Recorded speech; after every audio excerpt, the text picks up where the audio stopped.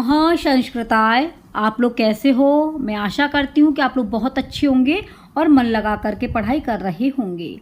सभी प्रतियोगी परीक्षाओं के लिए बहुत ही महत्वपूर्ण श्रीमद् भगवत गीता प्रश्नोत्तरी आयोग द्वारा पूछे गए प्रश्न।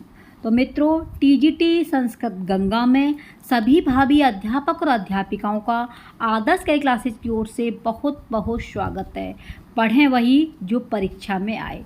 तो श्रीमद् भगवत गीता से जितने भी प्रश्न आपके बनेंगे वो सभी आप इस क्लास के अंदर देखेंगे। तो मित्रों, चैनल पर अगर पहली बार हो तो इसे सब्सक्राइब कर लेना और जितने भी हमारे मित्र टीजीटी पीजीटी संस्कृत की तैयारी कर रहे हैं उन सभी अभ्यर्थियों को इस वीडियो को शेयर करना। तो चलते हैं अपने टॉपिक की ओर और टॉपिक है आपका श्रीमद् भगवत गीता प्रश्नोत्तरी। जैसा कि आप स्क्रीन पर देख पा रहे हैं, सामान्य परिचय श्रीमद् भगवत गीता परीक्षा की दृष्टि से मित्रों बहुत ही महत्वपूर्ण है। आप इसमें समझेंगे किस तरीके के प्रश्न आपकी परीक्षा में आते हैं। तो मित्रों, सबसे पहले आप लोग बताइए क्या आपको क्लियर दिख रहा है? बोलो हाँ, बोलो बोलो। तो चलो अपनी प्रश्नोत्तरी स्टार्ट करते हैं और इस क्लास के लास्ट में आपको एक प्रश्न मिलेगा। उस प्रश्न के आंसर हमारे सभी मित्रगण देंगे। तो आपका पहला प्रश्न है, श्रीमद् भगवत गीता में कितने अध्याय हैं? देखो, मोस्ट इम्पोर्टेंट है ये। श्रीमद् भगवत गीता में अध्याय कितने हैं? 14 हैं, 17 हैं, 18 हैं या 20 हैं? तो मित्रों, श्रीमद् भगवत गीता में जो अध्याय हैं वो आपके हैं 18 हैं। कितने हैं? 18 हैं। मारो मोहर लगाओ ठप्पा। अब की बार सभी अभ्यर्थियों का सिलेक्शन पक्का। आंसर सी आपका बिल्कुल सही है। इसकी व्याख्या को समझेंगे। श्रीमद् भगवत गीता में 18 अध्याय हैं जो इस प्रकार हैं। प्रथम अध्याय आपका अर्जुन विषाद योग है, दूसरे में सांख्य योग है, तीसरे में कर्म योग, चौथा अध्याय जो है ज्ञान कर्म संन्यास है और पंचम में आपके कर्म संन्यास और षष्ठ में आपका आत्म संयम है, सातवें में ज्ञान विज्ञान है, आठवें में अक्षर ब्रह्मा योग है, नौवें में राजविद्या राजगुही है और 10वें में विभूति योग, 11वें अध्याय में विश्व रूप दर्शन योग है, 12वें अध्याय में भक्ति योग और 13वें में आपके क्षेत्र क्षेत्रज्ञ विभाग योग है, 14वें में आपके गुणत्रय विभाग योग, 15वें में परशुत्तम योग और 16वें में देवासुर संपद और 17वें में आपका श्रद्धात्रय विभाग योग और 18वें में मोक्ष संन्यास योग है। ठीक है, तो इस प्रकार आपके 18 अध्याय हैं। ठीक है। दूसरा प्रश्न है आपका, गीतायाम अध्यायानाम संख्या अस्ति, यानी गीता के अध्यायों की संख्या कितनी है ये पूछ रहा है। तो आपको पता ही है भैया, अष्टादश है, 18 है, इसलिए मारो मोहर लगाओ ठप्पा। आंसर डी आपका बिल्कुल पक्का। तो मित्रों, चाहे आप एलटी ग्रेड की तैयारी कर रहे हो, नहीं कर रहे हो तो स्टार्ट कर देना, क्योंकि एलटी ग्रेड की वैकेंसी आने वाली है। टीजीटी को अब की बार इतने अच्छे तरीके से तैयारी कर लीजिए मित्रों, आपको चांस मिला है तो इस चांस को बिल्कुल भी बेकार मत जाने देना। आपको अब की बार सिलेक्शन टीजीटी में लेना है। जितने भी प्रश्न आप हल करेंगे वो आपकी परीक्षा की दृष्टि से काफ़ी इम्पोर्टेंट होंगे। ठीक है, तो इसका आंसर आपका डी बिल्कुल सही है, अष्टादश यानी कि 18।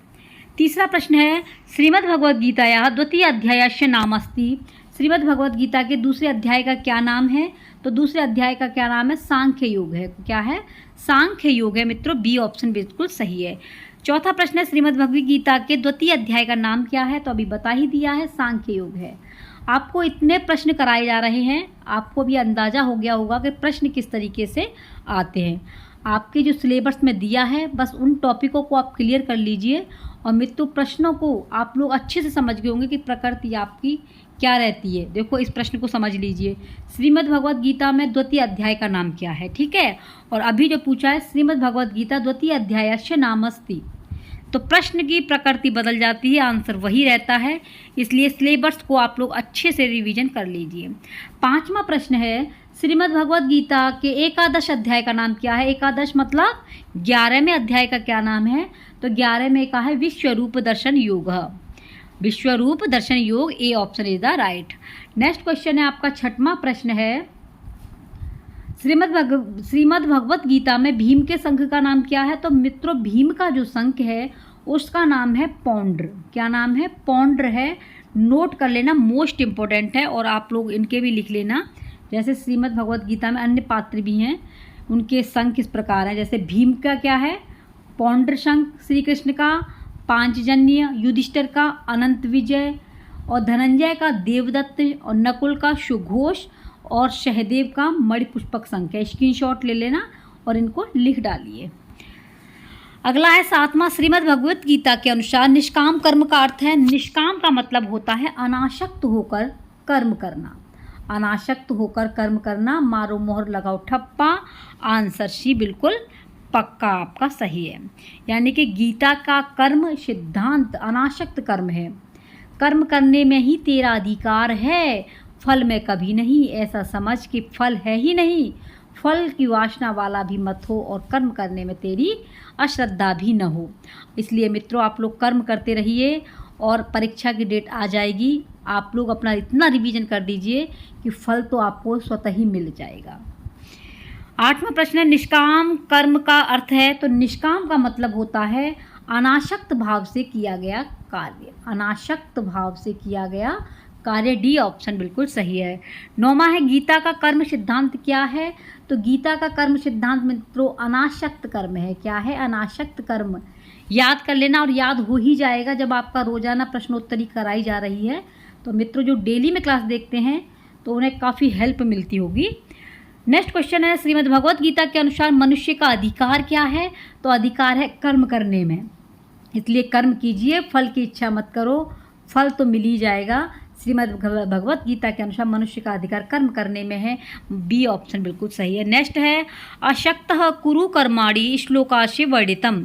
तो इसमें जो आपको बताना है, अशक्त कर्माणि श्लोक, अनाशक्त, अनाशक्त क्या है, अशक्त कुरु कर्माणि, तो क्या है, अनाशक्तया कर्मः, डी ऑप्शन बिल्कुल सही है। अगला क्वेश्चन है, श्रीमद् भगवत गीता के अनुसार आत्मा किससे श्रेष्ठ है। तो आत्मा मित्रों आपकी बुद्धि से श्रेष्ठ है। किससे है, बुद्धि से। आत्मा बुद्धि से श्रेष्ठ है, इसलिए बी ऑप्शन बिल्कुल सही है। नेक्स्ट क्वेश्चन है, यानी कि इसमें कहा गया है मन से परे बुद्धि है, और जो बुद्धि से भी अत्यंत परे है वह तुम्हारी आत्मा है, वही तुम हो। जो ये कहते हैं ना, मैं कुछ कर नहीं पाऊँगा, मैं कर नहीं पाऊँगी, अरे मित्रों एक बार आप लोग अच्छे से मेहनत कर लीजिए, आप बहुत कुछ कर सकते हैं। 13वां प्रश्न है, योग कर्मसु कौशलम, योग का लक्षण है। तो योग का जो लक्षण वो किस में है, आपका श्रीमद् भगवत गीता में है, इसलिए सी ऑप्शन बिल्कुल सही है। अगला है 14वां, समत्वस्य शब्दार्थ एवास्ति। तो समत्वस्य शब्दार्थ एवास्ति, इस समत्वस्य का जो अर्थ है वो क्या है, ये पूछा है। तो इसका है योग। क्या है, योग है, डी ऑप्शन। अगला प्रश्न है आपका 15वां प्रश्न है मित्रों,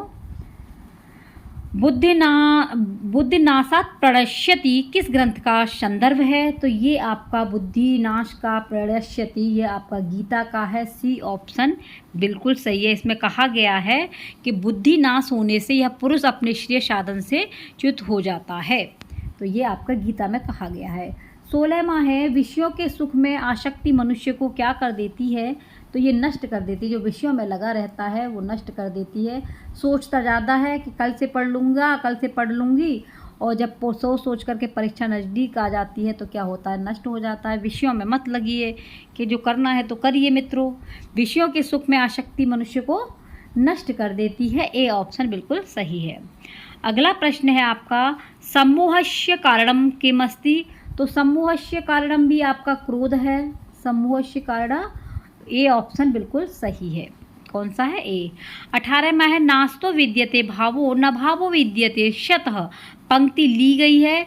तो ये पंक्ति मित्रों ली गई है आपके श्रीमद् भगवत गीता से, सी ऑप्शन। कहाँ से ली गई है, श्रीमद् भगवत गीता से। अगला क्वेश्चन है आपका, नासतो विद्यते भावो न भावो विद्यते शतः, गीता का यह सिद्धांत किस संदर्भ से है। तो ये संबंध रखता है आपके किससे, सांख्य दर्शन से रखता है, इसलिए मारो मोहर लगाओ ठप्पा, आंसर शी पक्का। 20वां है, समत्वम योग उच्यते किस ग्रंथ से संबंधित है। तो आपको बताना है कि ये किस ग्रंथ से लिया गया है। तो सबको पता है भैया, बात चल रही गीता की तो गीता ही मार देना, सी ऑप्शन।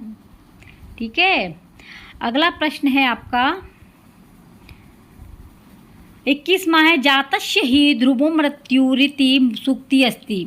तो यह जो सूक्ति है ये कहाँ से ली गई है? श्रीमद् भगवत गीता से ली गई है, ए ऑप्शन। अगला इसमें कहा गया है कि जातस्य ही ध्रुवोत्युरिति, इसमें कहा गया है जन्मे हुए की मृत्यु निश्चित है और मरे हुए का जन्म निश्चित है, इससे बिना उपाय वाले विषय में तू शोक करने की योग्य नहीं है। जातस्य ध्रुवो मृत्यु से, जन्म भी निश्चित है और मृत्यु भी निश्चित है, ये बात आपकी श्रीमद् भगवत गीता में कही गई है। मारो मोहर लगाओ ठप्पा, आंसर ए पक्का। अगला है आपका 22वां, अंतवंतः इमे देहा का तात्पर्य है। तो इसका तात्पर्य क्या है? ये शरीर नाशवान है। अंतवंत इमे देहा, देहा माने शरीर, यह शरीर नाशवान है, तो इसका अर्थ आपका है ये शरीर नाशवान है, ए ऑप्शन इज द राइट। अगला है 23वां, गीता में मूल प्रकृति के प्रकार हैं। तो मूल प्रकृति के जो प्रकार हैं वो 2 हैं। कितने हैं? 2 हैं, बी ऑप्शन बिल्कुल भैया सही है। अगला प्रश्न देख लेते हैं एक बार, 24वां प्रश्न। 2 कौन कौन से? देखिए अपरा और परा है, ठीक है, अपरा और परा। परा कहते हैं प्रकृति को। गीता का स्वधर्म सिद्धांत क्या है? तो अभी बता ही दिया है, गीता का क्या है? वर्ड व्यवस्था है ना। गीता का स्वधर्म सिद्धांत क्या है?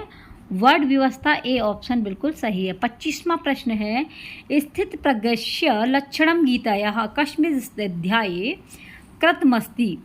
तो इसमें आपको बताना है ये कहाँ, किस अध्याय से लिया गया है। तो ये लिया गया आपके द्वितीय अध्याय से। किससे?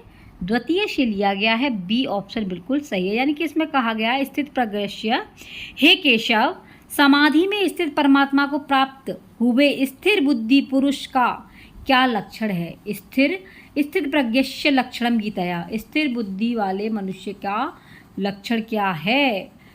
कैसे बैठता है, कैसे बोलता है और कैसे चलता है, ये पूछा गया है, इसलिए मारो मोहर लगाओ ठप्पा, आंसर बी द्वितीय पक्का। 26वां है, स्थित प्रज्ञस्य लक्षणम वर्णितमस्ति। स्थित प्रज्ञस्य लक्षण वर्णित है, तो ये वर्णित कहाँ पर है? श्रीमद् भगवत गीता में ही तो है, इसलिए काहे देर लगा रहे हो? ऑप्शन सी मार दीजिए। अगला क्वेश्चन है, स्थित प्रज्ञ किसे कहते हैं? तो स्थित प्रज्ञ कहा जाता है जिसमें जो सभी मनोकामनाओं को छोड़ देता है, जो अपने आप में संतुष्ट रहता है, जो दुखों से नहीं घबराता है, जिसमें ये सभी बातें होती हैं। तो वो डी में आ रही है, इसलिए D option is the right. अगला प्रश्न है आपका, स्वधर्मे निधनम श्रेयः परधर्मो भयावह, यह वचन किस ग्रंथ का है? तो ये ग्रंथ किसका है? तो यह मित्रों आपका गीता का है। किसका है? गीता का है। अभिज्ञान शाकुंतलम किसकी है मित्रों? अभिज्ञान शाकुंतलम आपकी कालिदास की है, ये एक नाटक है। नीति शतकम आपका भर्तरी का है। तो ये वेदांत सार किसका है? वेदांत सार किसका है? ये आप कमेंट में बताना, आपका होमवर्क है ये। अगला है 29वां, इंद्रियाणि पराड्याहुरेन्द्रियेभ्यः परम मनः इत्यंशो वर्तते। तो ये जो अध्याय कौन से अध्याय से लिया गया है, कहाँ से लिया गया है? तो ये गीतायाम से लिया गया है। मारो मोहर लगाओ ठप्पा, आंसर सी पक्का। तृतीय अध्याय से गीता में से लिया गया है। 30वां है, एवं मुक्ता हिरण्यकेशो गुणाकेश इत्यत्र गुणाकेश शब्द इष्यार्थ अस्ति।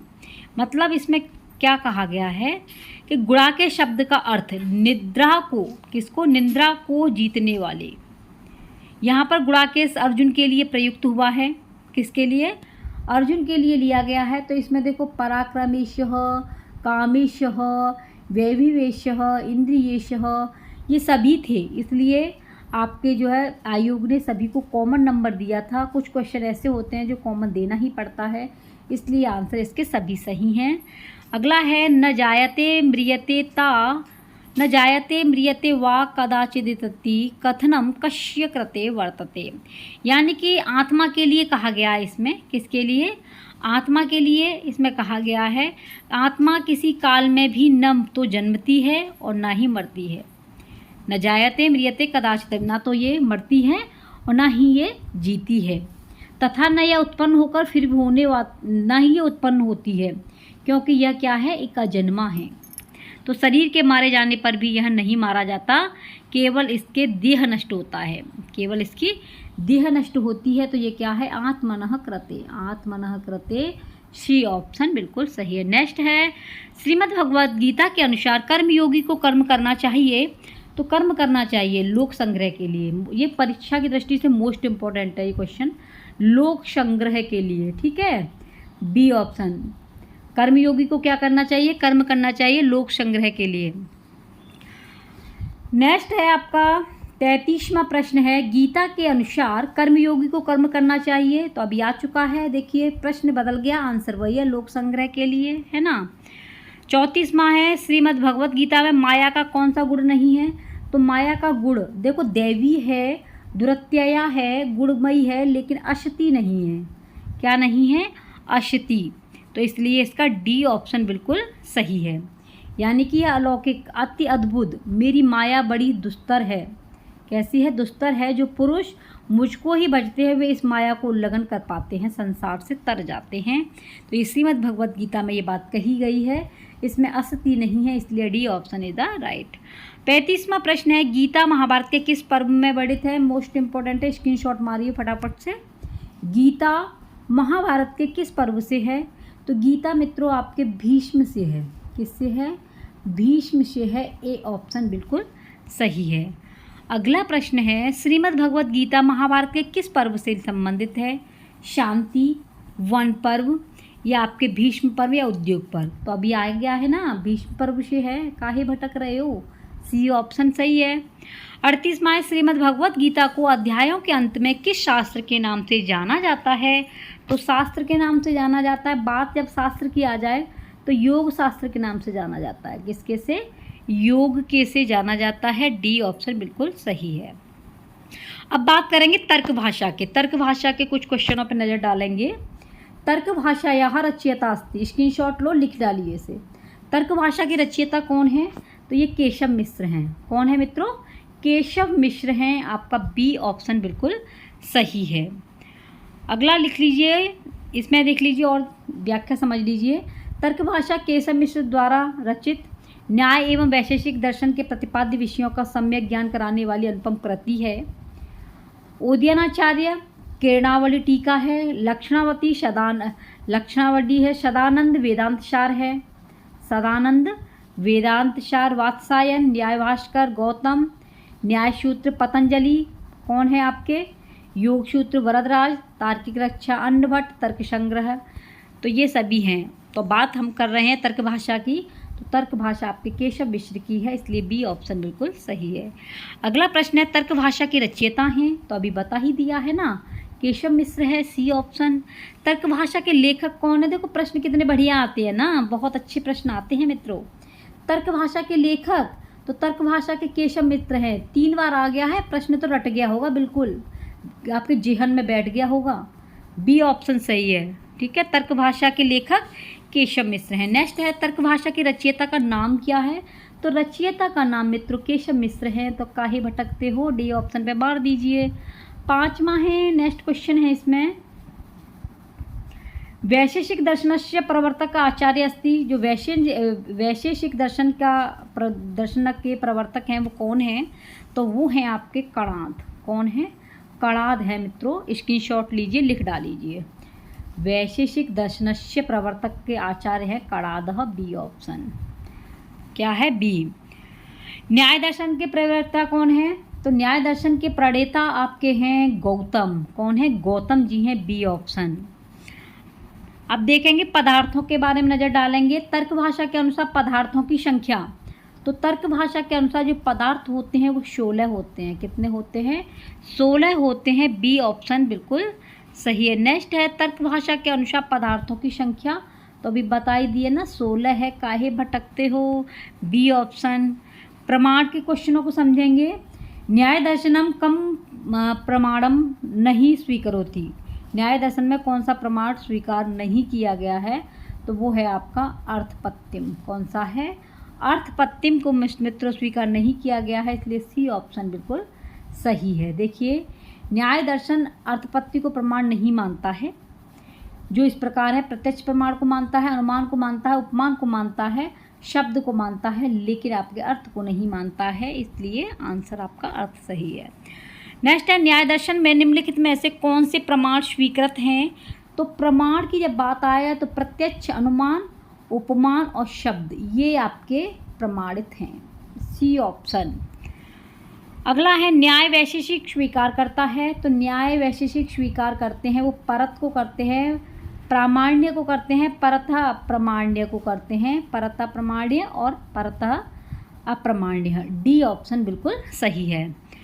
नेक्स्ट है आपका चतुर्थ प्रश्न है, तर्क भाषा के अनुसार प्रमाणिक गतिविधानी, कितने विधान है प्रमाणिक? तो ये कितनी है? चतुर्विधानी है ना, 4 ही तो हैं भैया। B option. कौन कौन से हैं लिख डालिए। प्रत्यक्ष, अनुमान, उपमान और शब्द, ये हैं आपके 4। अगला है त्रिविधि प्रमाणमिष्टम कथन प्राप्त होता है। त्रिविधि 3 विधि प्रमाण का कथन प्राप्त होता है, तो ये तर्क भाषा में होता है, इसलिए डी ऑप्शन बिल्कुल सही है। अगला है आपका, अगला नेक्स्ट आ जाता है आपका प्रमा।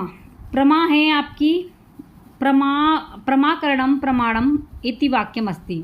प्रमाकरणम प्रमाणम यह वाक्य है, तो यह आपका तर्क भाषा के अंतर्गत आता है, इसलिए सी ऑप्शन बिल्कुल सही है। नेक्स्ट क्वेश्चन है, यथार्थ अनुभव को न्याय की शब्दावली में कहा गया है। तो क्या कहा गया है मित्रों? आपके प्रमा ही तो कहा गया है ना, प्रमा। C option. नेक्स्ट क्वेश्चन है, तर्क भाषा के अनुसार प्रमा के कितने भेद हैं? तो भैया इसके भेद बताने हैं। तो प्रमा के जो भेद हैं वो 4 हैं। कितने हैं? 4 हैं, इसलिए सी ऑप्शन बिल्कुल सही है। कौन कौन से हैं? प्रत्यक्ष, अनुमान, उपमान, शब्द। प्रत्यक्ष, अनुमान, उपमान, शब्द, ये 4 हैं आपके प्रभा। ठीक है, ये 4 आपके क्या हैं? प्रमाण हैं। कारण से क्वेश्चंस बनते हैं। कार्य नियति पूर्ववर्ती क्या है? कार्य नियत पूर्ववर्ती क्या है? तो ये है आपकी कारण। क्या है? कारण है। B option. अगला प्रश्न है, तर्क संग्रह के अनुसार कारण के कितने भेद हैं? तो कारण के मित्रों 3 भेद हैं। कितने हैं? 3 हैं। B option. कौन कौन से हैं 3? ये भी आप समझ लीजिए, ये दिए गए हैं तर्क भाषा के। एक तच्च कारणम त्रिविधम, समवायी, असमवायी और निमित्त भेदात, ये आपके 3 हैं। अगला है, तर्क भाषा के अनुसार कारणों की संख्या है। तो कारणों की संख्या मित्रों 3 ही तो है ना, तो ए ऑप्शन सही है। अगला प्रश्न है आपका चौथा, समवाय का क्या अर्थ है? बताओ समवाय। समवाय का अर्थ क्या है? तो समवाय का अर्थ है पदार्थ। क्या है? पदार्थ। C option. नेक्स्ट क्वेश्चन है आपका, पट का समवाय कारण है। तो पट का समवाय कारण है, तो वो है आपका तंतु। क्या है? तंतु है। A option. नेक्स्ट है आपका 6वां प्रश्न है, पटस्य निमित्ति कारणम भवति। तो पटस्य का निमित्ति कारण होता है, वो है आपका तुरी। क्या होता है? तुरी। अगला प्रश्न है, पट का निमित्ति कारण होता है। तो पट का निमित्ति कारण जो होता है वो तुरी तो होता है, अभी बता दिया है ना, बी ऑप्शन। अगला है, न्याय दर्शन के अनुसार कारण का लक्षण है। तो न्याय दर्शन के अनुसार कारण का जो लक्षण होता है वो होता है आपका अनन्यथा सिद्ध नियते पूर्व भावित्व। ये आपका बी ऑप्शन है द राइट। नेक्स्ट है, नीचे 2 पृथक तालिका दी गई हैं, यानी कि नीचे जो अलग अलग तालिका दी गई हैं, इनकी सहायता से सही आपको सही विकल्प चुनना है। तो सही विकल्प में इसमें दिया गया है, आपको मैचिंग करनी है। तो मैचिंग जब करेंगे, ये कूट है, एक तरीके से कूट प्रश्न है, तो इसका बनेगा आपका बी ऑप्शन। कौन सा बनेगा? इसका आंसर जो जाएगा वो बी जाएगा, इसलिए ये सही जाता है इसका बी। आप मैचिंग करेंगे तो मैचिंग में इसका बिल्कुल सही आएगा। ठीक है, नेक्स्ट क्वेश्चन है आपका, जैसे ये देख पा रहे हैं, सुमेलित देख लीजिए। असाधारण धर्म प्रवचनम लक्षणम से है, साधकतम पता ही होगा आपका करणम से है, अनन्य यथा सिद्धि पश्चात भावित्वम आपका कार्य स्वत से है, और यत्स आपका समवाय करणम से है, इसलिए आपका ये आंसर सही बन जाता है। नेक्स्ट जानेंगे प्रत्यक्ष से प्रश्न। इंद्रियार्थ सन्निकर्षण्य ज्ञान है। इंद्रियार्थ सन्निकर्षजन्य ज्ञान है, तो इसका ज्ञान क्या है? प्रत्यक्ष से है। किससे है? प्रत्यक्ष से है। ए ऑप्शन बिल्कुल सही है। नेक्स्ट है, प्रत्यक्ष का लक्षण है। बताओ भैया प्रत्यक्ष का लक्षण क्या है? तो प्रत्यक्ष के लिए क्या होगा? साक्षात्कार होगा, तभी तो प्रत्यक्ष कर पाएंगे। साक्षात्कार प्रमाकरणम प्रत्यक्षम, B option is the right. अगला है तर्क भाषा के अनुसार निम्नलिखित में से कौन अलौकिक प्रत्यक्ष का भेद नहीं है? तो सामान्य लक्षण या आपका प्रतिविज्ञा या नेक्स्ट है आपका इसमें दिया गया है ज्ञान लक्षण या योगज। तो इसका सही आंसर जाता है आपका बी प्रतिविज्ञा। क्या है? प्रतिविज्ञा, यानी कि B option is the right. Next question समझेंगे आप जो है ये आप षड्विधि सन्निकर्ष से समझेंगे। नीलो घट में गुड़गुड़ी का कौन सा संबंध है? तो नीलो घट में गुड़गुड़ी से जो संबंध है वो समवाय संबंध से है, इसलिए मारो मोहर लगाओ ठप्पा, आंसर है पक्का।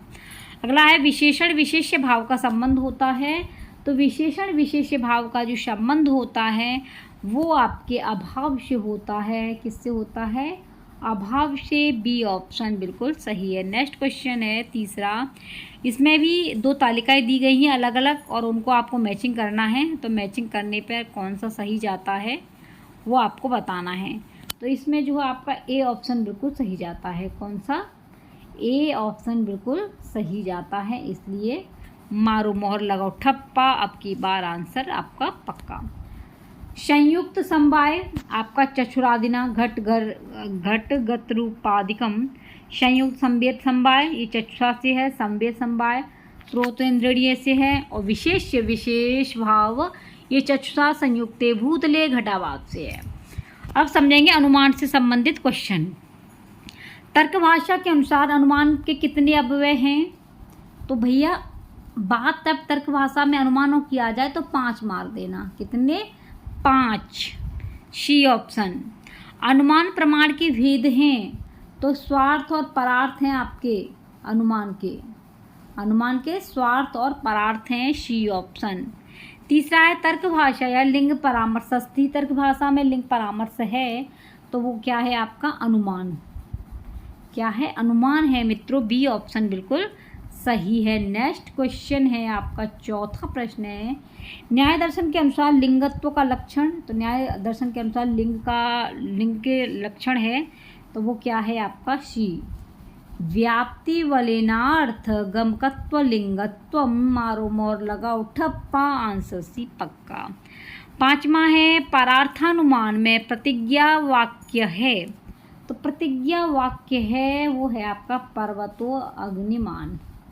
पर्वतो अग्निमान, यानी कि A option is the right. 6वां है पंचावयव वाक्य का प्रयोग होता है। तो पंचावयव का होता है आपके परामर्थानुसार। क्या होता है?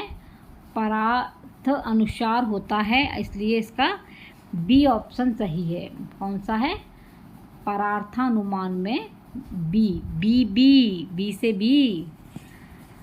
नेक्स्ट है 7वां प्रश्न रिक्त स्थानों की पूर्ति कीजिए। निम्नलिखित 4 विकल्पों में से कौन सा एक सही है? लिंग परामर्श, व्याप्ति वेलनार्थ, या आपका स्वाभाविक संबंध, या साध्य। इसमें मतलब काफ़ी दिए गए हैं, ये सभी समझा हैं। तो इसमें जो आएगा वो खाली जगह में आएगा आपका अनुमान लिंगम व्याप्ति उपाधि, ये है इसका।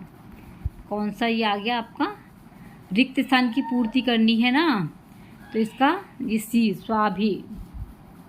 स्वाभिभाव संबंध ये इसमें पूछा गया है, तो इसका ये आ गया सी। अनुमान लिंग व्याप्ति उपाधि ये बिल्कुल सही है, सी ऑप्शन। अब हेत्वाभास से समझेंगे। हेत्वाभास में कितने भेद हैं? तो मित्रों हेत्वाभास में आपके 5 भेद हैं। कितने हैं? 5 हैं, बी ऑप्शन। अगला है इनमें से कौन सा हेत्वाभास नहीं है? तो नहीं है आपका विपक्ष व्यावृत्ति, डी ऑप्शन। अगला प्रश्न है आपका शब्दों नित्यकृतत्वात् में कौन सा हेत्वाभास है? तो हेत्वाभास की बात चल रही हो तो विरुद्ध आ जाता है, इसलिए बी ऑप्शन बिल्कुल सही है। ठीक है, नेक्स्ट क्वेश्चन है आपका